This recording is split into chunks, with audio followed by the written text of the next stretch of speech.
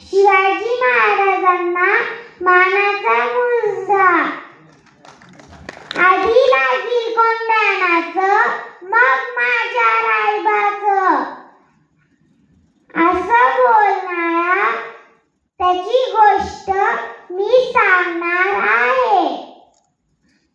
तो आहे तानाजी मालुसरे.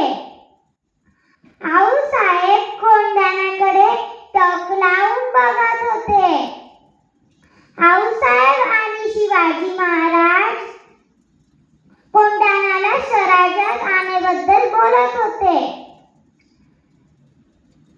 तेव्हा तिकडे एक धिप्पाड माणूस येतो, राज राज करत. त्याचं नाव तानाजी मालुसरे. तो त्याच्या मुलाच्या लग्नाची पत्रिका शिवाजी महाराजांना देत म्हणतो की रायबाच्या लग्नाला आशीर्वाद द्यायला यायचं बरं हा.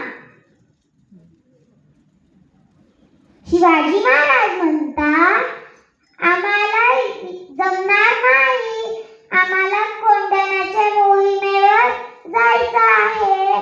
हे ऐकताच तानाजी हातातली पत्रिका फेकून देतो आणि म्हणतो,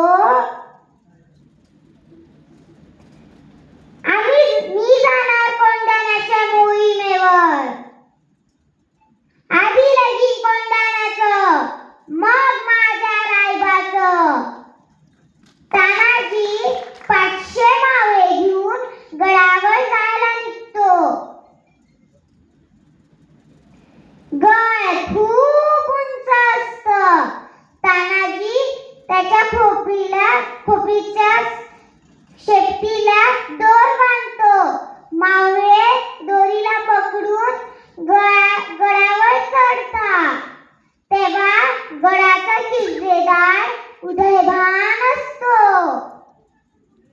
उदयभान